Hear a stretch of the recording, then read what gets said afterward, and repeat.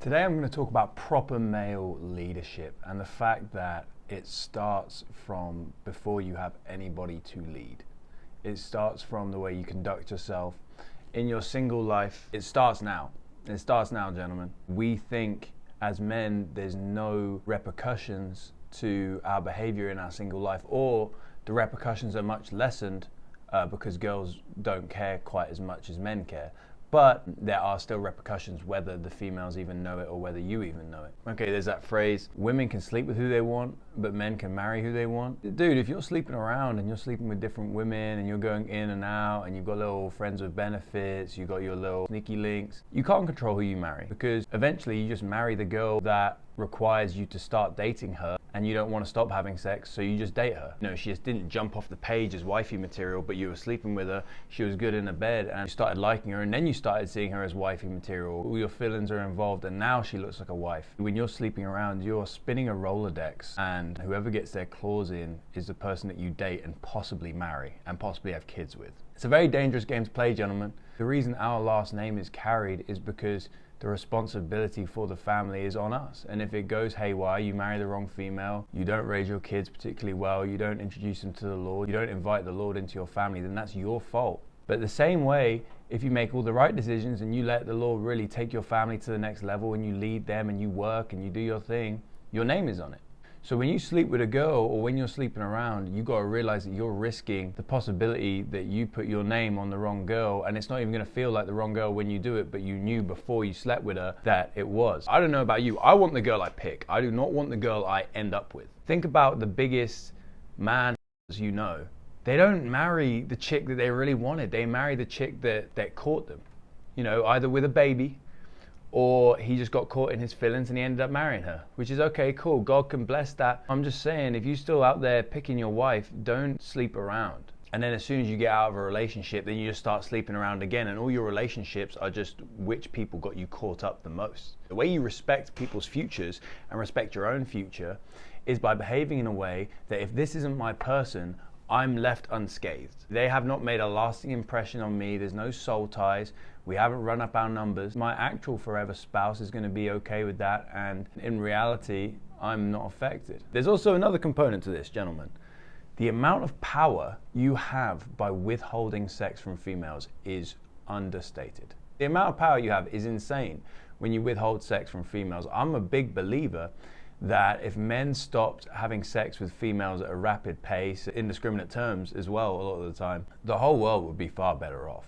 It's very hard to become respected when your girl has seen you simp after her to have sex with her. Because here's the thing about simping, right? No man in the world was designed to simp. And by simp, I mean folding to get something out of a female. And another thing about simping, it's not loving. It's not just being overly lovey-dovey. No, simping is saying, I need what this girl has so bad that I'm willing to sell myself, to give myself up for this sex with this chick. How are you expecting your female, even consciously or subconsciously, to respect you when your relationship was built off of you trying to have sex with her? But then you want to go into a marriage and say, look, you should have sex with me because you're my wife, you should have sex when I ask. She's not going to do that because she's seen you simp after it. That's not going to happen. Trust me, I'm all for holding females accountable for their actions, but when you're a man, you're a leader, okay? Even the girls listen to this, when you marry your man, I'm sorry, at some point or another, you're gonna expect him to lead, because you're built to expect him to lead. And leadership is really just another word for chief servant. A true leader serves. If you're expecting to be a leader as a man, how are you going to hold your girl accountable if she can't even hold you accountable when she met you in your single season because you would do anything for sex, you would do anything for it? And now that you fall in love, because men sometimes take a little longer, and you soften up, now you're like, why doesn't she let me have sex with her anymore? Well, maybe subconsciously she lost a little bit of respect for you when you don't actually respect your own purity. Even if she doesn't see it like that, subconsciously, you know, humans are built. We're supposed to be careful with who we have sex with. Okay, we're not animals. We're supposed to be careful. So when she sees you not being careful with an incredibly valuable part of you, how is she going to let you hold her accountable when you didn't even hold yourself accountable as a leader when she first met you? And then leading your family inside of a marriage is very difficult to do when you have no self-control over sex. If you in your single life will do anything for sex, you'll change your personality, you'll go out to the club when you're kind of tired or need to study because you know girls are going to be there. If you constantly fold for sex, for girls, how do you expect to be able to make real life family decisions inside of a marriage when you have built up that habit of doing anything for sex? And then you have a wife who knows that she can, whether it's consciously, some girls are going to do this, but you know, a lot of girls are going to do this subconsciously.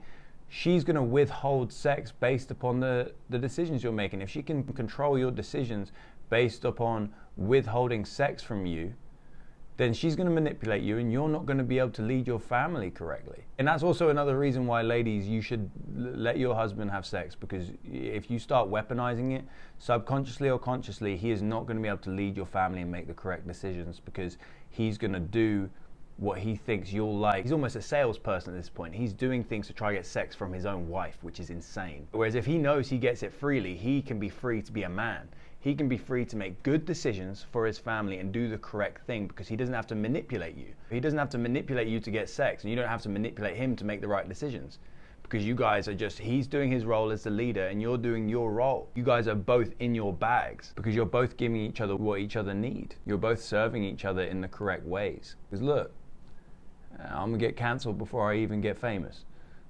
Men are meant to lead. And if you're a girl and you're shaking your head, no, because I'm a leader, okay.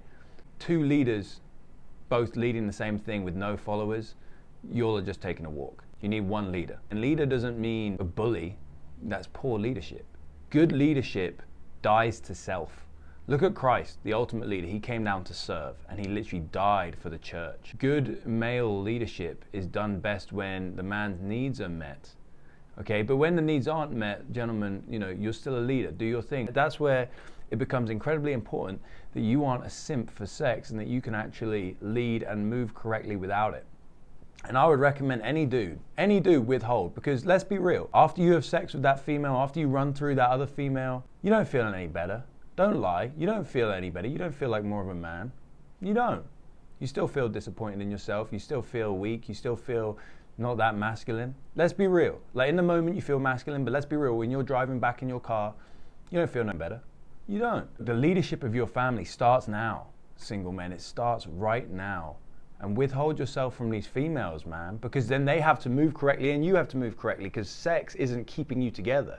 That feeling of sex that you guys are giving yourselves unrighteously isn't the thing holding you together. What's holding you together is your relationship with God. You can discern what God is telling you way better, and you can actually see her for what she really is, and you can ask questions and you can roll with it, because you're not afraid of doing certain things just in case she doesn't have sex with you. You can be yourself. You can be masculine. You can be dominant. And not in a bullying way. I don't mean that in a bullying way. I mean that in a, no, I'm a man. I'll always be a man. I'm a high testosterone male. That's how God built me.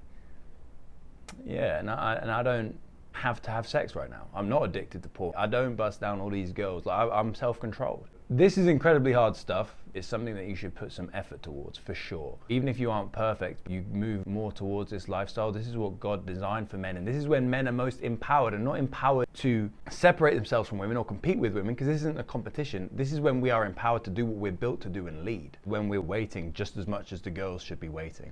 And on a slightly different note, any girls watching this who are dating a man, when you push your man's buttons, or when you try and push up on him in any way, whether it's just slight disagreement with something he said, whether it's trying to get him to do something, whether it's just testing his might, whatever it is, like when you're getting to know somebody, girls will often do that. If your man just folds wherever you push, just know that there might be an ulterior motive there. Know that he might be trying to get something out of you.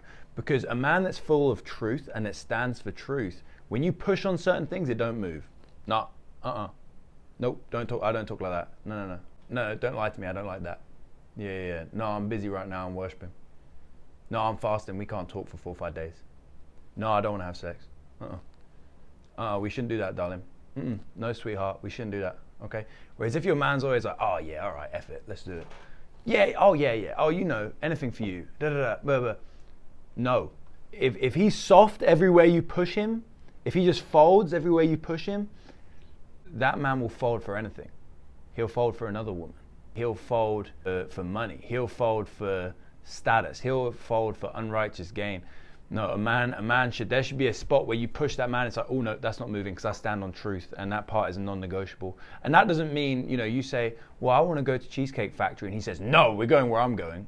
No, because that doesn't matter. You know, as a man, You should spoil your woman. You should treat her like a princess, absolutely. But you should not fold. You should not be a man that folds. Girls do not respect that, bro. Girls hate that. And when a girl pushes up on you, bro, there should be part of you that stays solid. And that's including this. If a girl pushes up on you, it's like, oh no, I don't have sex. I'm different. No, I don't have Instagram. I don't do them male friends. No, that's not cool to me. And it's okay, look, I ain't gonna control you, but you're not gonna be my girl because I don't do friendship with the opposite sex, no. For example, right? A man should not fold every time you push him. If he's folding every time you push him, there's probably something else he wants from you, and it's probably sex. Okay, he's probably scared of rejection. You don't want a man who's scared of rejection. You want a man who knows that he can be rejected by people because he's accepted by the Most High, and the Most High will send him the people he needs in his life. There should be some spots that's like, oh, no, this man stands for truth. This man don't bend. Okay, that's a leader. That's the kind of man you want to marry. That's the kind of man you want to follow. Don't follow no man who folds all the time. I say men are leaders. I don't say follow all men. And don't submit to all men. Only submit to your husband. The Bible talks about wives submitting to their husbands, not just women blanketly submitting to stupid men. You should definitely not submit to a man who folds every time you push anywhere on his being, on his mental. You should follow a man who stands for truth and who stands for God. I'm gonna be this leader, but I'm gonna delegate the leadership to God. I'm gonna let God lead through me. But it all starts, gentlemen, it all starts in your singleness right now. And for my other brothers out there who are still trying to figure out their relationship with God and they're doing this, just try this as a trick. See how much power you get when you treat yourself the way you're built and the way that God built you instead of the way that society tells you to treat yourself, just sleep around. You become incredibly empowered and you start moving correctly and you start doing the right things. And gentlemen, just from a logic standpoint, the position that this puts women in, not just the woman you're trying to marry, but your future daughters or your sisters. If we start controlling who has sex and we stop letting them control who has sex, then your wife is gonna have had sex with way less men when you meet her. Okay, that's a bonus for sure.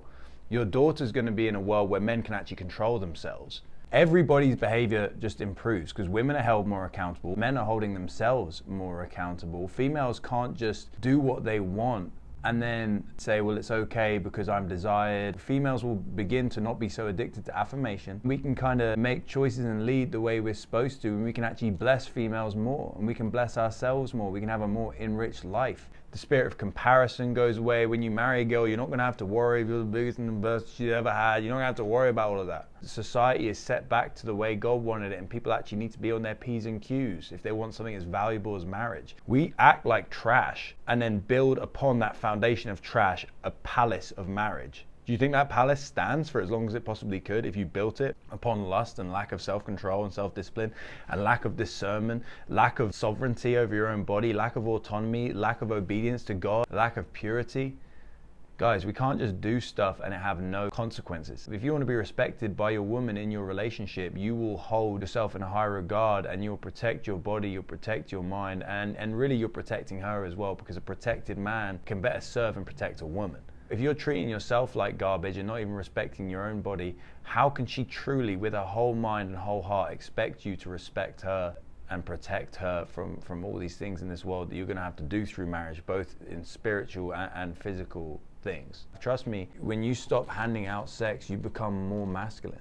You become more dominant, you become more able to lead. You have more clarification in your mind. We're built to retain until we're ready to deposit. We're not just built to be depositing all over the place. It actually helps you act like more of a man. You have to act like a boy. You have to act like a simp. You have to chase around when you're addicted to. Like, you have to actually run around and do stuff and act out in ways that you otherwise wouldn't. Imagine if girls didn't exist, how different every one of your days would look. You wouldn't do things that you're doing now. Just think about it. Hey, let me know what you thought in the comments. Like, subscribe, and if you really liked it, send it to a couple of people that you think would enjoy it or get something from it too. I appreciate you.